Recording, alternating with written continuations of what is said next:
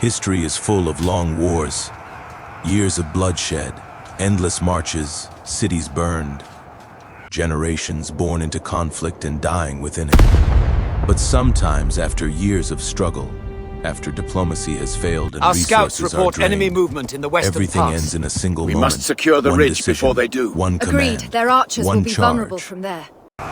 This is the story of how a single, perfectly timed charge ended a decade-long conflict, and why that moment still defines military strategy today. The war began like many others, a disputed frontier, competing claims of power. What was expected to be a short campaign turned into 10 exhausting years of conflict. Battles were fought, territories changed hands, and armies marched across the same ground again and again. Each year drained more strength. Each winter weakened morale. Every failed offensive hardened both sides. By the 10th year, neither side could claim victory, yet neither was willing to concede. Supplies were low, veterans were tired, new recruits lacked experience.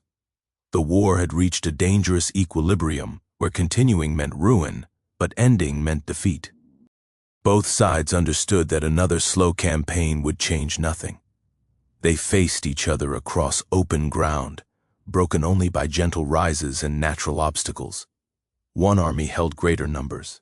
The other relied on discipline, cohesion, and experienced leadership. For days, then weeks, both sides waited.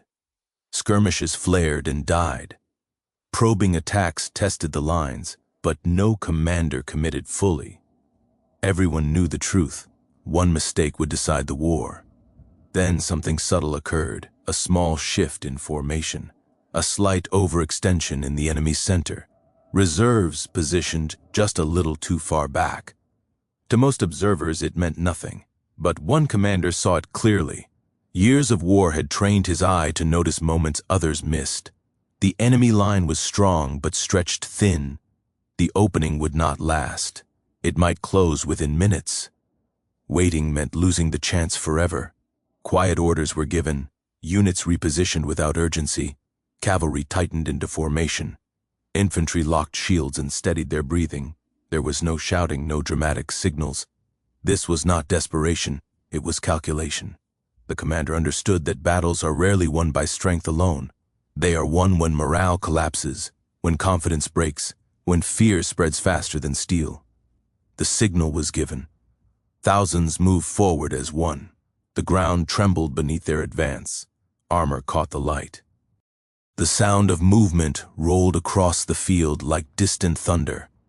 The charge was aimed directly at the weakened center, where cohesion was already fragile. At first, resistance held, lines pressed together, weapons locked. For a brief moment, the outcome remained uncertain. Then the pressure became too much. The enemy line bent.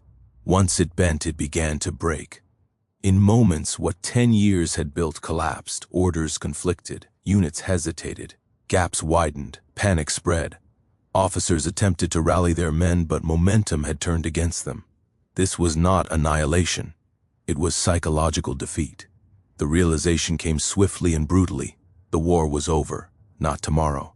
Not next season. Now.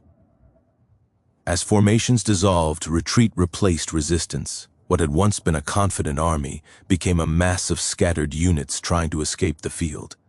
The victorious force did not need to pursue relentlessly. The damage had already been done. The enemy no longer believed victory was possible.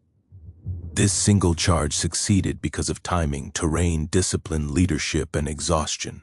The strike came at the exact moment of vulnerability. Open ground allowed speed and cohesion. Units held formation under pressure. Commands were clear and unified. Most importantly, the opposing army had been worn down by years of conflict and could not absorb another shock. This was not chance. It was understanding human behavior under extreme pressure. Within weeks, talks began. Not negotiations between equals, but discussions shaped by acceptance. The defeated side no longer sought advantage, only survival.